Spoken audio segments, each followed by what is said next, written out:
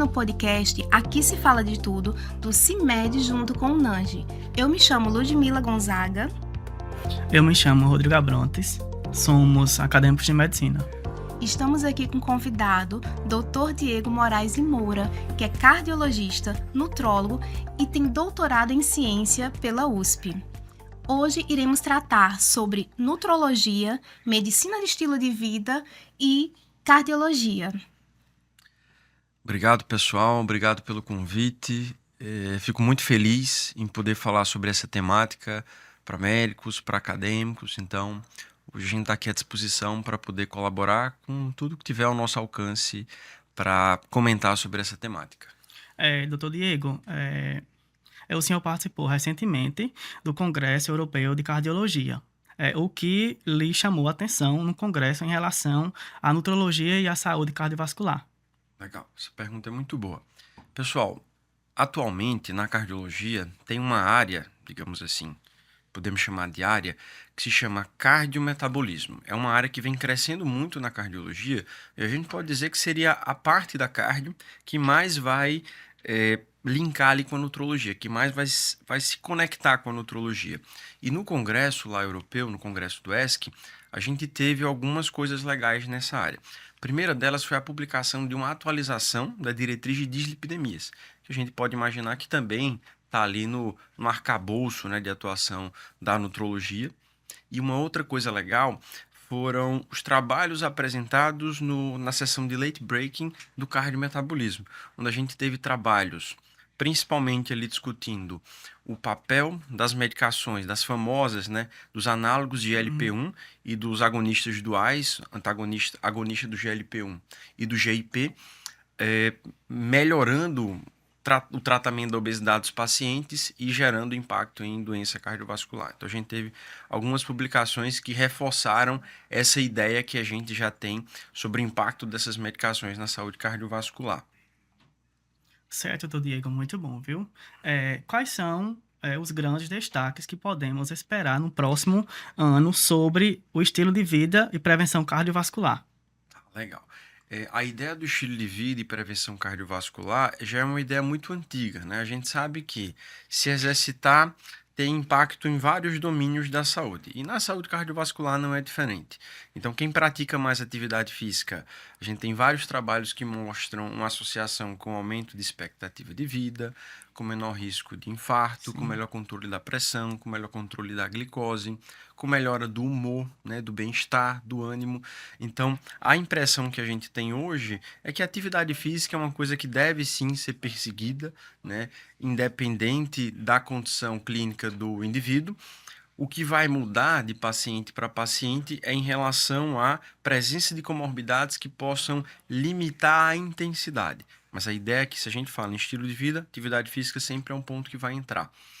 E se a gente resgatar também, a gente teve aí nos últimos anos a elaboração de um documento pela American Heart Association, chamado de Life Essential 8, que são 8 pilares da vida, 8 pilares do estilo de vida, que também são domínios associados à melhora de saúde cardiovascular, que são usados tanto para prevenção quanto para reduzir o risco de piora de doença de quem já está doente. E esses 8 pilares, eles envolvem controle da pressão, controle do peso, controle da glicose, sono, alimentação, atividade física, cigarro e álcool. E a gente ainda tem um pilar que vai ser dedicado a... Seriam isso, 8. Falei 8, né? Desculpa. Então, os 8 pilares. Nos 8 pilares, turma, se vocês pensarem bem, tem os pilares ali relacionados a tratamento, a doença propriamente dita, né? Que é peso, colesterol, pressão e glicose, mas tem o pilar do sono, atividade física, a alimentação e o controle ali de substâncias tipo álcool e cigarro. Então, se a gente pegar pelo menos esses 4 pilares que eu falei, esses últimos, eles são componentes importantes do estilo de vida. E se a gente pensar, o que é que a gente espera mais para frente? O que a gente espera mais para frente é que isso fique cada vez mais marcado, talvez não só na cardiologia, mas em documentos oficiais, reforçando o quão isso é importante para ajudar a gente a prevenir e a tratar a doença de forma geral, e na cardiologia nem se fala. Certo. Doutor Diego, existe algum consenso novo que reforce a importância da alimentação no risco cardiovascular? A gente tem alguns materiais interessantes. Então, em 2019, a gente teve uma publicação de uma diretriz pela Sociedade Brasileira de Cardiologia sobre prevenção cardiovascular. E lá tem uns tópicos dedicados à alimentação. Em 2021, a Sociedade Europeia de Cardiologia também publicou um documento de prevenção cardiovascular. E, de forma geral, o que é que a gente vai ver relacionado à alimentação e prevenção cardiovascular? A gente sabe que, diante dos padrões alimentares, né, onde eu tenho dieta cetogênica, low carb, dieta DASH, dieta mediterrânea, a dieta mediterrânea parece ser a que mais se destaca quando a gente está falando de controle de fator de risco e de prevenção de doença cardiovascular. E o que é que compõe essa dieta? A ideia da dieta mediterrânea é que vai ser um padrão alimentar rico em azeite de oliva, rico em oleaginosas, que vai ter predomínio de carnes magras, Sim. carne branca, um aumento maior de fruta, verdura, e quando eu vou no laticínio ali, de forma geral, de baixo teor de gordura, eu vou evitar os alimentos ultraprocessados, eu vou evitar bebidas açucaradas, e teoricamente, na do Mediterrâneo até entra ali um vinho, uma quantidade moderada, que é uma coisa controversa em relação à saúde cardiovascular. Mas se a gente for atrás de dados objetivos alimentares, a ideia seria que oleaginosas, né, a gente tentasse comer ali entre 20 a 30 gramas por dia. Seria tipo 10 castanhas por dia. Se a gente pensa ali em fibra, a ideia é que a gente chegasse ali um pouquinho mais de 30, 40 gramas de fibra por dia. Se a gente pensa em fruta, idealmente eu tentar passar de 200 gramas de fruta por dia. Verdura, passar de 200 gramas de verdura. Então isso a gente poderia dizer que seriam quantidades que iriam compor esse padrão de dieta do Mediterrâneo e que é reforçado por essa diretriz de prevenção cardiovascular publicada pela Sociedade Europeia de Cardiologia em 2021. Maravilha. Então, sabemos que os fatores de risco cardiovascular muitas vezes estão ligados aos hábitos de vida. Dessa forma, doutor Diego, a gente gostaria de saber em que pontos que a nutrologia mais contribui para reduzir esses riscos. Legal, muito bom. A nutrologia, pessoal, ela tem várias áreas de atuação, mas quando a gente pega essa interface com a cardiologia, a gente pode imaginar que o pilar mais forte da nutrologia para contribuir com a cardio, né, com o cardiometabolismo, é o pilar alimentação, que envolve isso que a gente conversou, de alimentos que são frequentemente associados à melhora de saúde cardiovascular, né, nos estudos, e a questão também de a gente estimular o paciente a comer melhor no sentido de criar uma relação. Eu acho que 2 pontos importantes aqui. Primeiro é de criar uma boa relação com a comida no sentido de muito mais impactante para a saúde do que comprimidos, suplementos, vitaminas, obviamente que tem as suas indicações, é a gente ter uma alimentação que tivesse esses componentes que a gente comentou agora há pouco. Verdura, fruta oleaginosa, azeite, carne magra, baixo teor de sódio, pouco ultraprocessado. Então isso é um ponto, né? Não tem nenhum suplemento, nenhum comprimido que bata esse combo alimentar. Isso é uma coisa importante da nutrologia. Obviamente que para o paciente que tem alguma dificuldade de absorção, tem alguma questão específica, suplementar em comprimido, em cápsulas vai ser uma necessidade, às vezes até intramuscular, B12, né, a gente precisa fazer. E um outro ponto importante da nutrologia, que talvez seja um ponto também forte para ajudar na cardio, né, que já vinha com endócrino, é em relação ao tratamento da obesidade. A gente já sabia, ou melhor, a gente tinha dados, né, não tão robustos de que estilo de vida gera perda de peso e essa perda de peso por estilo de vida parece reduzir risco de doença cardiovascular. Cirurgia bariátrica gerando perda de peso parece reduzir risco de doença cardiovascular, infarto, AVC, aumentando a expectativa de vida. E recentemente, no final de 2023, a gente teve a publicação de um estudo chamado SELECT, que ficou muito famoso na cardiologia, que pela primeira vez a gente viu uma medicação anti-obesidade, não só ajudando a reduzir o peso, mas também a reduzir o risco de infarto, AVC e morte cardiovascular em pacientes que já estavam bem tratados. Então, a gente saiu um pouco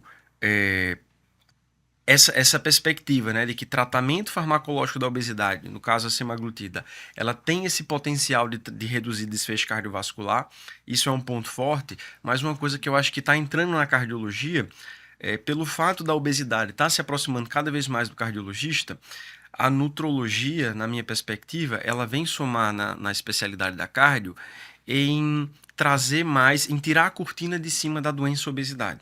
Como assim? De deixar claro, né?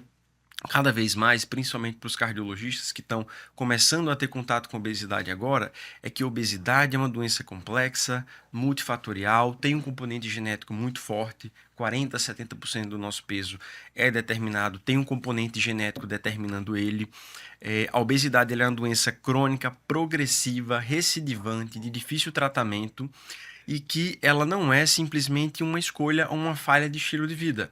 Não é porque eu quero que eu vou ficar com obesidade, não é porque eu sou preguiçoso, porque eu não tenho força de vontade, que eu vou ficar com obesidade. Não, a coisa vai muito além disso, né? Desde componentes genéticos, sociais, psicológicos, hormonais, enfim, vários domínios que fazem com que o indivíduo que tem obesidade, ele trabalha numa fisiologia de modo que toda vez que ele tenta perder peso, a fisiologia se esforça para fazer com que ele volte para o peso máximo que ele estava, fazendo com que aquela situação ela se persista, né? E num contexto onde a gente vive de alimentos extremamente densos em calorias, hiperpalatáveis, com muita gordura saturada, com muito açúcar, querendo ou não a redução da mobilidade, né? Hoje em dia tudo é mais carro, é mais moto, principalmente no Brasil, pouca atividade física no dia a dia, digamos assim, e isso termina contribuindo para a obesidade.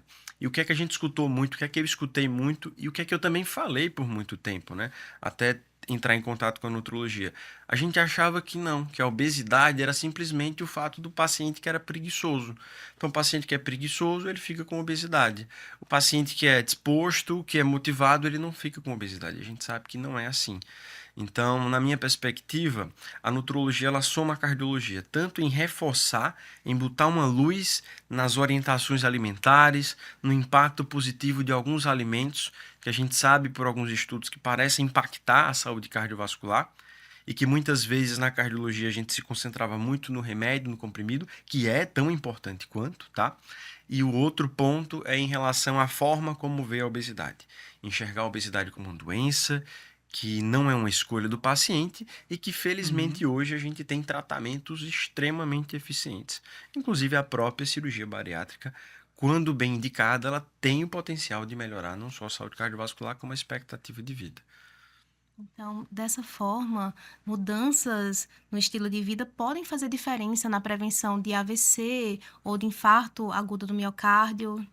Com certeza. E ainda mais se a gente imaginar a mudança de estilo de vida numa perspectiva mais ampla, né? De organização do sono, melhora de padrão alimentar, hábito regular de atividade física, manejo de estresse. Se tudo isso vai entrando no estilo de vida, a gente entra numa perspectiva não só de melhorar e prevenir doenças de forma geral, mas também de melhorar muito qualidade de vida, que às vezes é uma coisa mais palpável, né? Muitas vezes uma coisa que acontece com o paciente, que a gente imagina, nossa, que pode te gerar um risco de ter um AVC no futuro.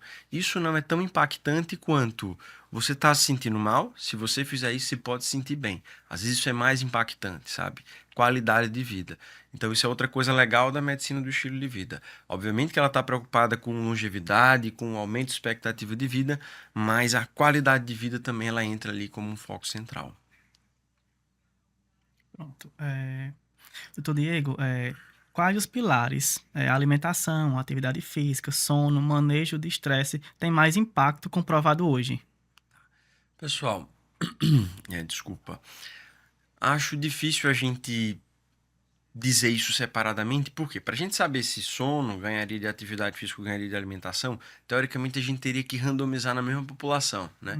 Mas o que eu posso dizer para vocês é que a gente sabe que talvez a alimentação seja um pilar onde a gente tem mais evidência no sentido de ou mais plausibilidade, talvez, imaginando que, poxa, se eu como muita gordura saturada, a gente tem alguns trabalhos que mostram o seguinte, por exemplo, se eu pego e faço uma substituição isocalórica de gordura saturada por gordura poliinsaturada cai LDL.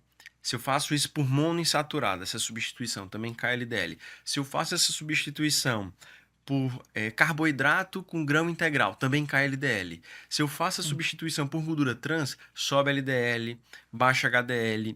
E a gente também tem trabalho que sugere que essas substituições, quando eu estou tirando essas gorduras boas e botando gordura ruim, eu aumento o risco do indivíduo, e o contrário também parece ser verdadeiro. Quando eu tiro gordura ruim e boto gordura boa, no caso, tiro saturada e boto poliinsaturada, boto monoinsaturada, eu pareço também reduzir o risco de doença cardiovascular do meu paciente. Então, talvez, apesar de toda a dificuldade que é em fazer estudo com alimentação, com comida, né, a gente tem muitos estudos que sugerem, que apontam para esse lado.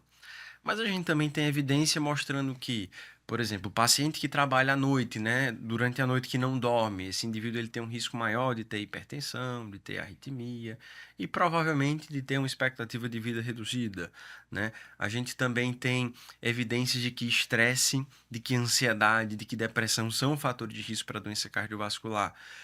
Então, o que é que eu diria para vocês? Difícil dizer talvez qual desses vai impactar mais, mas uma sugestão para a prática, né? Porque você pode ter perguntado, Diego, eu Sim. perguntei os três, porque eu queria saber o que eu iria enfatizar mais numa consulta. Sim. A sugestão, pessoal, quando a gente está trabalhando com mudança de hábito num consultório, né, no 1 a 1 ali com o paciente, a ideia é que a gente comece pelo pilar que o paciente está mais propenso a mudar. Então, imagina um paciente que ele fala, ó, mudar a alimentação por hora sem chance, mas eu queria muito melhorar meu sono. Boa, vamos começar pelo sono. Pronto. Ah, sono não, alimentação, mas eu queria muito começar a fazer atividade física. Ótimo, vamos ver como é que a gente chega nisso, sabe? Então a ideia seria sempre lembrar dos pilares do estilo de vida. Idealmente, a gente começa por aquele que o paciente está mais motivado, e a grande virada de chave é que estilo de vida ele se conquista, né? Não é um comprimido que você toma, não é uma coisa que acontece do dia para a noite. E idealmente, quando essa conquista ela acontece com o envolvimento do profissional de saúde, a chance do paciente conseguir isso é muito maior. Porque a gente sabe hoje em dia que só falar ou pedir para um paciente melhorar o hábito, o impacto disso é quase zero, Sério, principalmente a médio e longo prazo. É diferente do médico ou do profissional de saúde, independente da área, sentar com o paciente, planejar, criar um plano de ação, sabe? Tentar identificar as barreiras eventuais que estão saber as aparecendo. condições socioculturais do paciente. Exatamente. O que é que está mais fácil de fazer, o que é que está mais difícil, o que é que atrapalhou até agora, né? E tentar, junto com o paciente ali nessa parceria, criar um plano de melhora de hábito, pilar por pilar. Vamos melhorar a atividade física.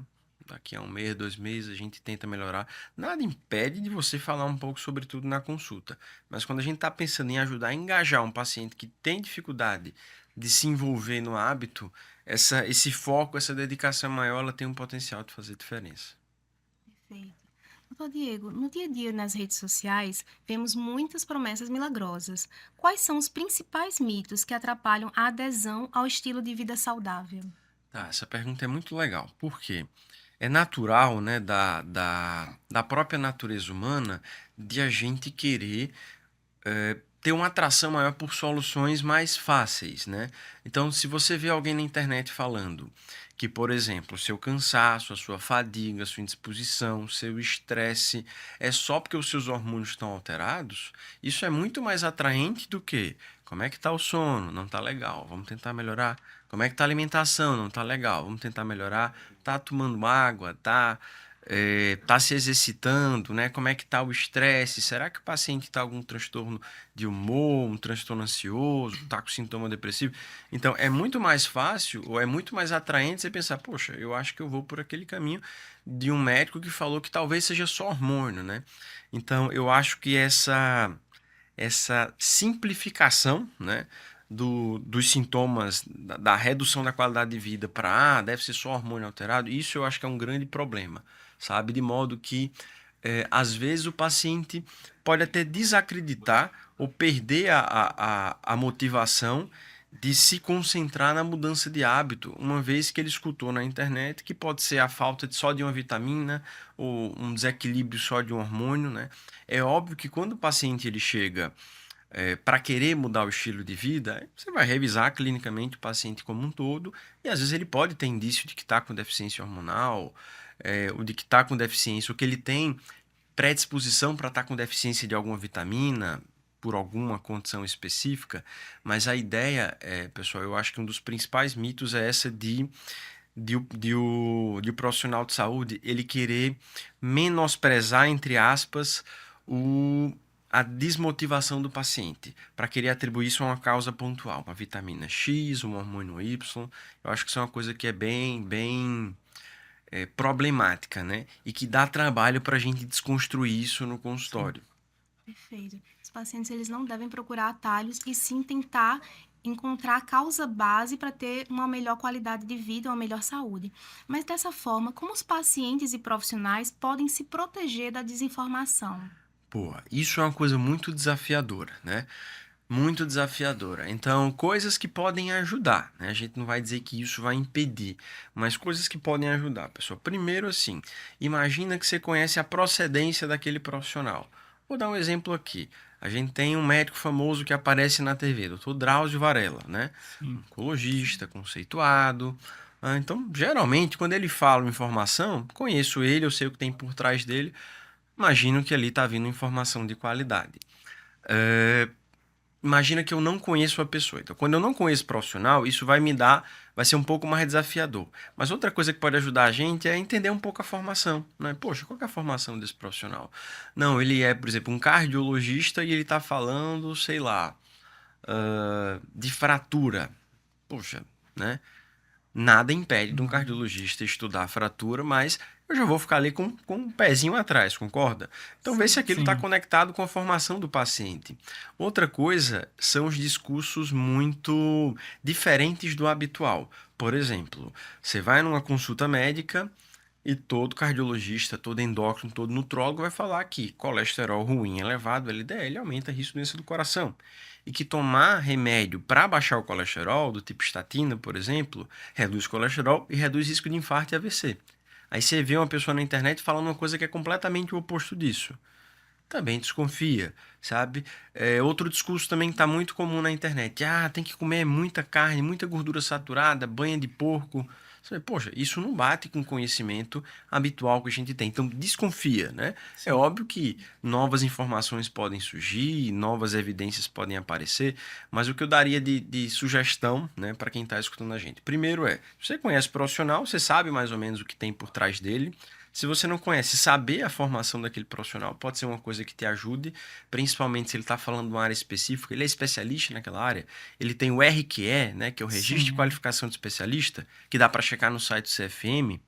E outra coisa é se o discurso dele é muito destoante do conhecimento habitual, né? E mais um que eu acho que vale a pena, um quarto. Quando o profissional fala de o meu protocolo, o tratamento que eu desenvolvi, isso também dá margem para a gente estar com uma pulguinha atrás da orelha. Porque, de forma geral, turma, o que a gente faz no consultório não é nada de meu protocolo, eu desenvolvi. É o que está nas Nas diretrizes, é o que diretrizes. foi publicado nas grandes revistas, né? Então, não existe, por exemplo, um cardiologista que prescreva uma medicação de colesterol, que faça um tratamento de colesterol farmacológico aqui diferente de um que está lá, por exemplo, sei lá, na Suíça, né? A não ser que seja disponibilidade de medicação, mas a informação é a mesma, né? Então é muito estranho eu chegar aqui e dizer, não, mas diante dos frutos das minhas pesquisas, o melhor caminho a tratar o colesterol não é esse que a turma está falando, é esse aqui que eu desenvolvi aqui no meu laboratório. Isso é estranho, né? Poxa, se você desenvolveu um negócio tão legal, por que você não ganhou um prêmio Nobel? Por que você não está no congresso apresentando isso e isso em algum momento não foi integrado numa diretriz? 4 pontos. Focar na medicina baseada em evidências e nas Exatamente. pesquisas. O segredo é isso aí. Então, Diego, quais os maiores obstáculos que os médicos enfrentam ao aplicar a medicina de estilo de vida no consultório? Legal, boa. Pessoal, um desafio que eu acho que é para a gente aplicar a medicina do estilo de vida, primeiro é a gente entender que a mudança ela precisa inicialmente ter uma centelha ali no paciente. Como assim? Uma coisa é eu falar, paciente, seria muito legal se você começasse a fazer atividade física, né? E a outra coisa é ele começar a fazer atividade física. E ainda digo mais, outra coisa é ele dizer, eu quero fazer atividade física, e outra coisa é ele começar a fazer atividade física. Existe um abismo ali grande entre o eu pedir para ele fazer, e até entre ele querer e ele fazer, certo? Então, isso é importante a gente entender. Por quê? Porque o paciente que ele não está propenso, ele não está aberto para isso, nesse momento a gente não vai conseguir. Então, imagina um paciente que está fumando e que você fala, poxa, por que você não para de fumar? Ele fala, ó, por enquanto, zero possibilidades. Ficar batendo de frente com esse paciente não vai ajudar o paciente a parar de fumar. Então, um dos desafios que eu queria destacar para vocês é isso. Primeiro pergunta se o paciente está aberto a fazer aquela mudança ou tentar entender. Porque se ele não estiver aberto a parar de fumar, é melhor a gente tentar conversar sobre algo que ele quer mudar. O cigarro a gente deixa na manga. Eu posso até deixar uma no sentido de tudo bem e tirar ali alguns segundos, né? Talvez até enfatizando pontos positivos. Ó, mas o senhor sabe que se o senhor parar de fumar, muita coisa pode melhorar na saúde, a disposição, a capacidade de perceber o paladar dos alimentos. Mesmo assim, o senhor prefere ainda continuar fumando? Não, eu prefiro, tudo bem. Na hora que o senhor quiser parar, eu estou aqui para ajudar o senhor com a ajuda do tamanho que o senhor precisar. Se coloca disponível. Tem alguma outra coisa que o senhor queria melhorar na saúde? Então, eu acho que o desafio é entender que paciente que não quer mudar, a gente não vai conseguir fazer isso, tá? Ele precisa estar minimamente aberto. E o segundo ponto é aproveitar para enfatizar a mudança dos pontos que o paciente está aberto. Então, se eu vejo que ele não quer parar de fumar, mas ele quer começar a atividade física, eu vou lá e começo a enfatizar naquele ponto com ele. E ajudar o paciente a construir esse processo de início de atividade física. Por exemplo, o senhor quer fazer uma atividade física? Quero. Qual atividade o senhor quer fazer? A chance dele escolher uma atividade e dar certo é muito maior do que eu falar a atividade para ele. Eu posso até dar algumas opções. Ó, a gente sabe que musculação é bom para isso, uma corridinha legal para aquilo. Mas e o senhor? O que é que o senhor queria fazer diante disso? Ah, doutor, eu sempre quis fazer natação. Poxa, natação é legal. E aí você começa a fazer um plano com o paciente.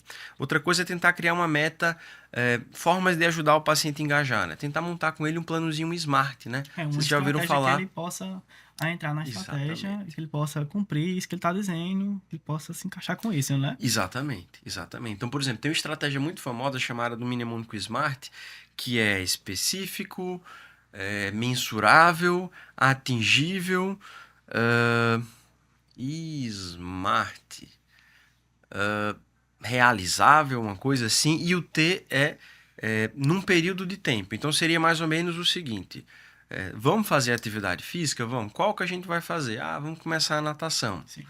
Que horas da manhã? A natação 10 da manhã. Quais dias? Segunda, quarta e sexta. Quanto tempo? 30 minutos.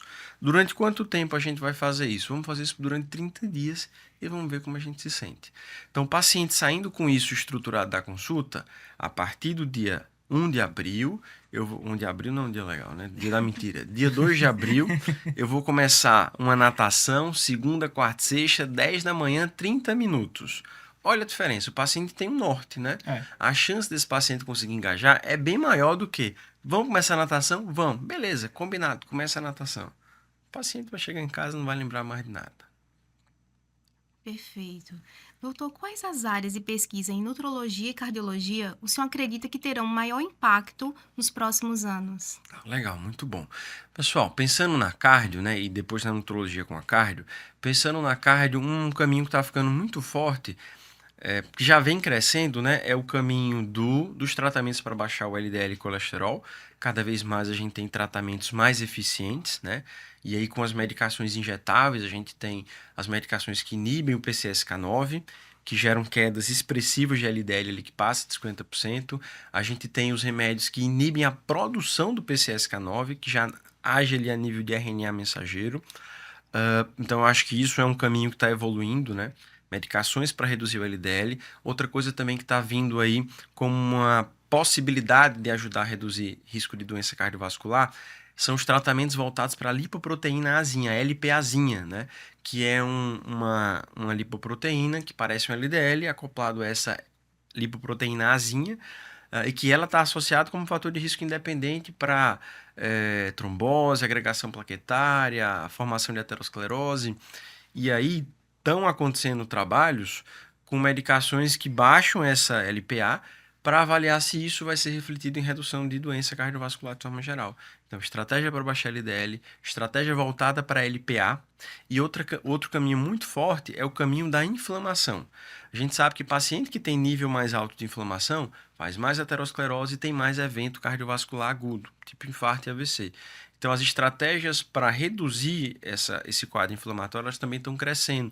Lá no Congresso Europeu, foi discutida uma medicação que está sendo desenvolvida para inibir a interleucina 6, por exemplo. E a expectativa é que isso possa reduzir risco cardiovascular.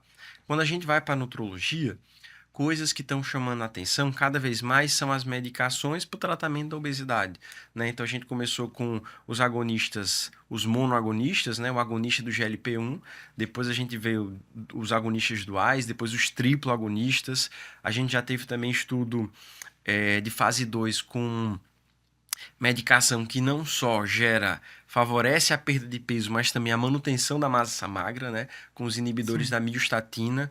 Então, eu acho que na nutrologia o que vai avançar cada vez mais é o tratamento da obesidade, se possível, né? Com esses inibidores de miostatina, com preservação até aumento de massa muscular, para que o indivíduo ele não perca músculo e também não perca funcionalidade.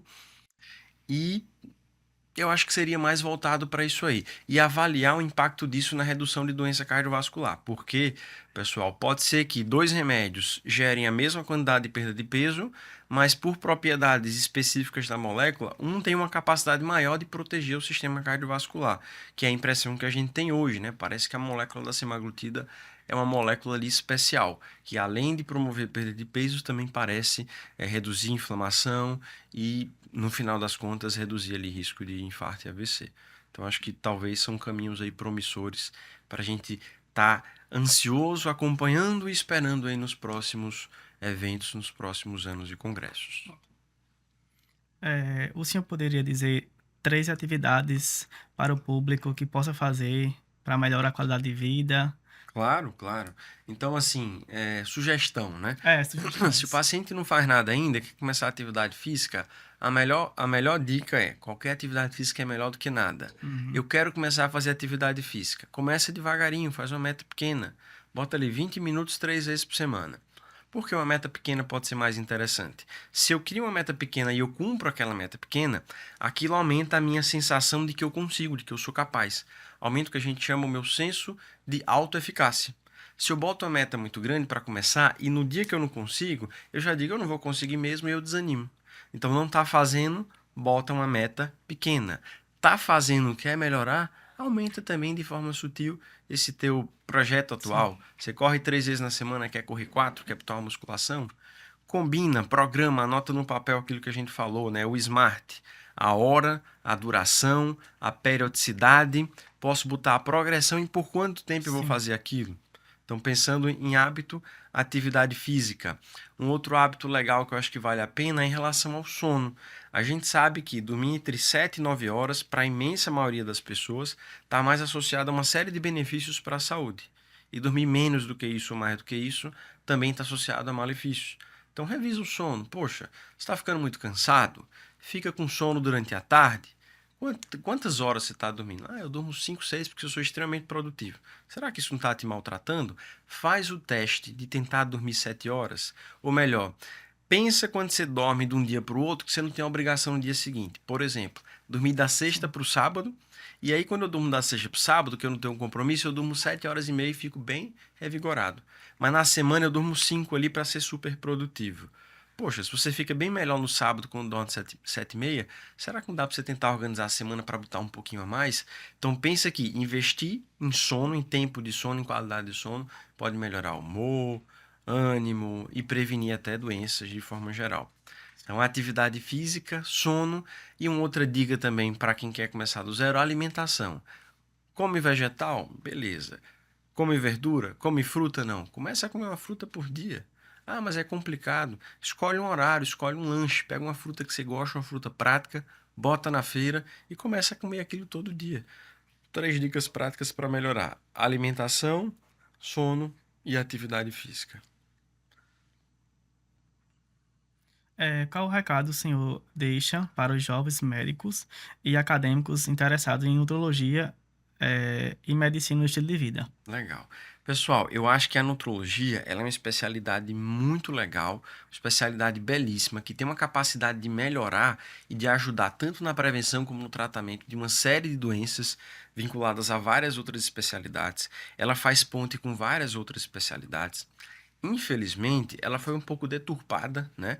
Muitas pessoas se utilizaram e ainda se utilizam, infelizmente, do nome nutrologia para fazer práticas que não são baseadas em evidências, desde prescrever hormônios sem indicação ou prescrever tratamentos, né, esdrúxulos, mas a nutrologia não é isso, né? A nutrologia é uma especialidade médica reconhecida pelo CFM e que lida, como qualquer outra área da medicina ou da saúde, com as evidências disponíveis. Então, para quem gosta de estilo de vida, de alimentação, de distúrbios nutricionais e gosta de trabalhar com prevenção e tratamento, é uma especialidade espetacular. E quando você une ela com o estilo de vida, né, com a medicina do estilo de vida, que ainda não é uma especialidade, não sei se vai se tornar, mas podemos dizer que seria uma área da medicina, né, que Sim. trabalha não só com entender o impacto que bons hábitos podem melhorar a saúde, mas também entender como ajudar o paciente a engajar nesses bons hábitos. São duas coisas bem diferentes, como a gente falou. Então, isso é muito prazeroso. Por quê? Quando eu junto nutrologia e medicina do estilo de vida, eu melhoro não só qualidade de vida, que é muito importante, quantidade, mas eu melhoro qualidade, que é muito legal de trabalhar com qualidade de vida, porque é uma coisa que é perceptível pelo paciente. Então é você atender um paciente que está bem desanimado e ele voltar sorrindo na consulta, voltar mais motivado, e isso termina impactando no trabalho, na família. Então isso é muito legal. Então para quem gosta dessa área, eu digo, eu sou suspeito, né? Foi uma coisa que me reanimou na medicina, foi fazer essa ponte, cardiologia, nutrologia e medicina do estilo de vida. Porque virou uma coisa que eu aplico em mim, isso é uma outra Sim. premissa interessante, né?